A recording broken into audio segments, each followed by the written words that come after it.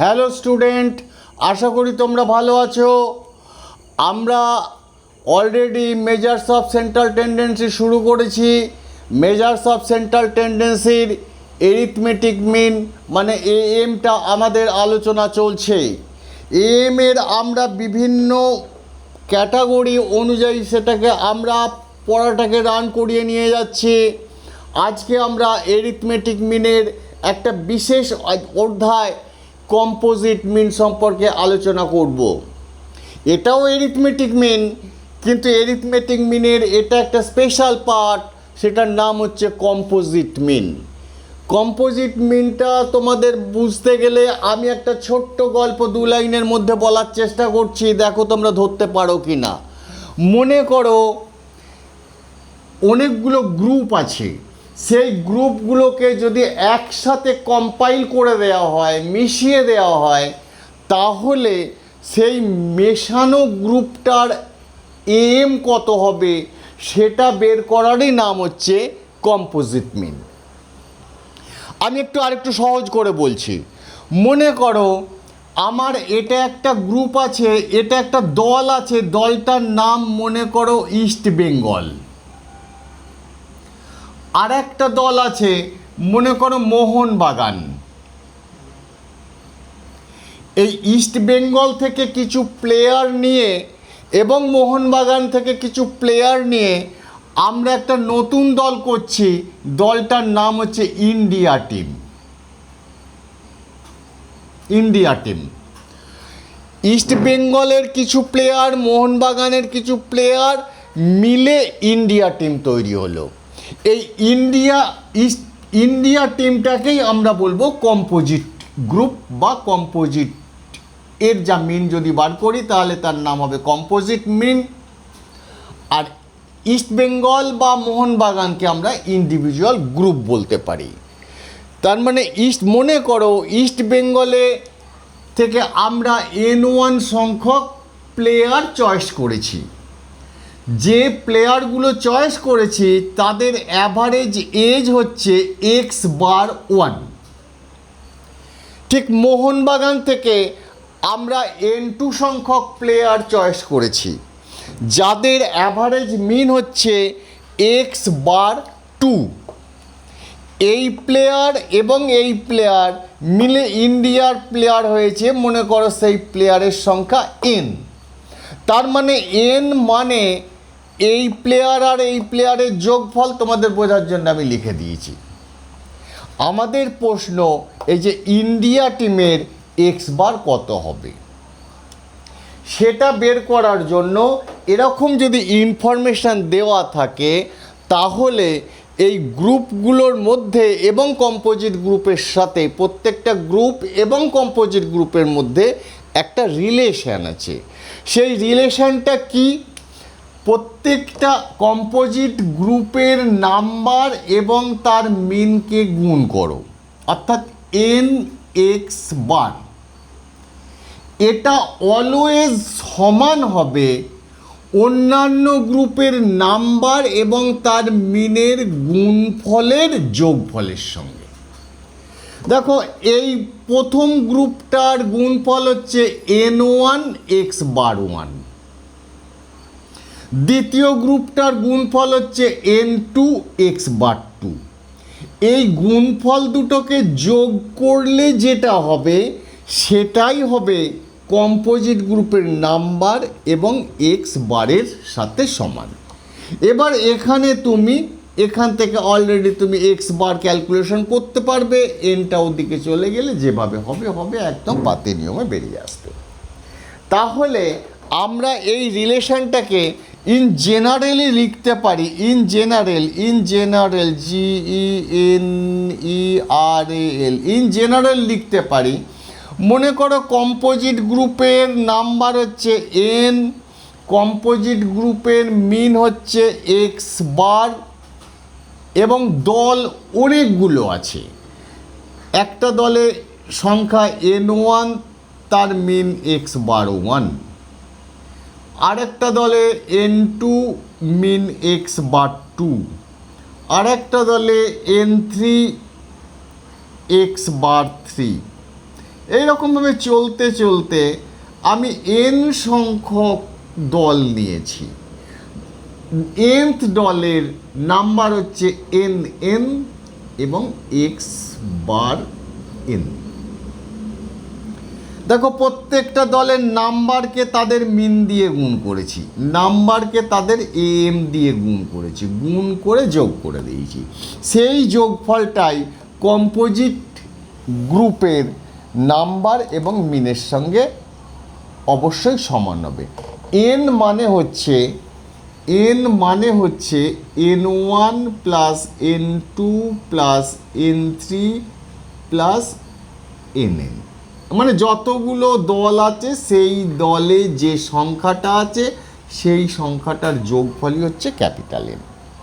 তার মানে এটাকে যদি আমি স্ট্যাটিস্টিক্সের ভাষায় লিখতে চাই, nx বার সমান হবে, দেখো সবই যোগ যোগ যোগ যোগ হয়ে যাচ্ছে। যোগ মানে আমি এখানে স্ট্যাটিস্টিক্সের ভাষায় সিগমা দেব, i going from 1 to n, ni x বার i, এই হচ্ছে রিলেশনটা। তোমাদের এতগুলো লেখার দরকার নেই, তোমরা জাস্ট এইটা মনে রাখলেই তোমরা পরীক্ষায় অঙ্ক পেয়ে যাবে। এই জায়গাটা আমি ভালো করে হাইলাইট করে দিচ্ছি। শুধু এই ফর্মুলাটা যদি তোমরা মুখস্থ করতে পারো, মেমোরাইজ করতে পারো, তাহলেই তোমরা পরীক্ষায় কম্পোজিট মিনের অঙ্ক করতে পারবে। মানে প্রথম দলের সংখ্যা ইন্টু প্রথম দলের মিন যোগ দ্বিতীয় দলের সংখ্যা ইন্টু দ্বিতীয় দলের মিন ইকুয়াল টু কম্পোজিট দলের সংখ্যা ইন্টু কম্পোজিট মিন। এখানে যার যার ভ্যালু পাবে বসাবে, বসিয়ে সলভ করবে, সলভ করলেই ওখানে যা জানতে চাইছে প্রশ্নের মধ্যে তোমরা তাই পেয়ে যাবে। আশা করি তোমরা বুঝতে পেরেছো কম্পোজিট মিন কি। এখন আমি কম্পোজিট মিনের একটা অঙ্ক তোমাদেরকে করে দেখাচ্ছি। আমাদের হাতে একটা অঙ্ক এসেছে, অঙ্কটা অলরেডি তোমরা দেখতে পাচ্ছ তোমাদের মোবাইলে বা আমাদের বোর্ডে। আমি অঙ্কটা সম্পর্কে সংক্ষেপে একটু বলে দিচ্ছি। এখানে দুটো স্যাম্পেল আছে, স্যাম্পেল 1, স্যাম্পেল 2। দুটো স্যাম্পেলকে একসাথে মিশিয়ে দেওয়া হয়েছে, তার নাম হচ্ছে কম্পোজিট স্যাম্পেল। স্যাম্পেল 1-এ যে সংখ্যা রয়েছে আমি লিখে দিয়েছি নাম্বার 1, নাম্বার যেটাকে আমি n1 চিহ্ন দিয়ে ডিনোট করেছি, তার সংখ্যা হচ্ছে 50 এবং এই 50টার am মানে x বার 1 54.4 দেওয়া রয়েছে।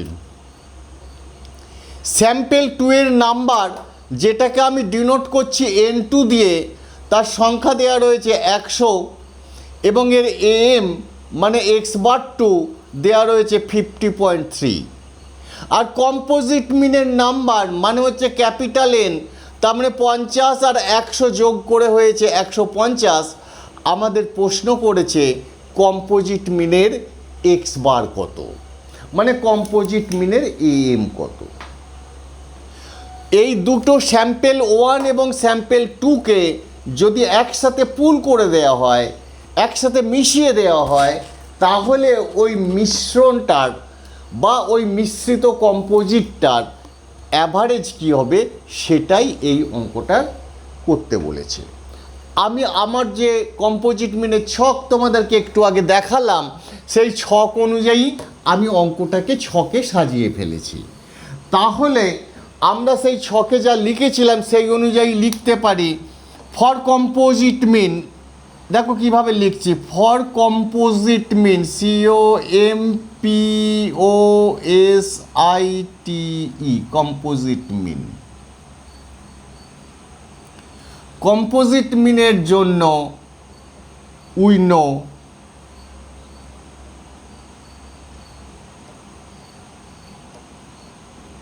কম্পোজিট মিনের ক্ষেত্রে আমরা জানি n x বার সমান n1 x বার 1 প্লাস n2 x বার 2। আমি একটু আগেই কম্পোজিট মিনের সাথে গ্রুপ মিন বা গ্রুপের সম্পর্ক কি রিলেশনটা তোমাদেরকে করে দেখিয়েছি, সেই ফর্মুলাটাই আমি এখানে লিখেছি। আর কিছুই নেই, ছক থেকে দেখে দেখে আমি ফিগারগুলো লিখে দিচ্ছি।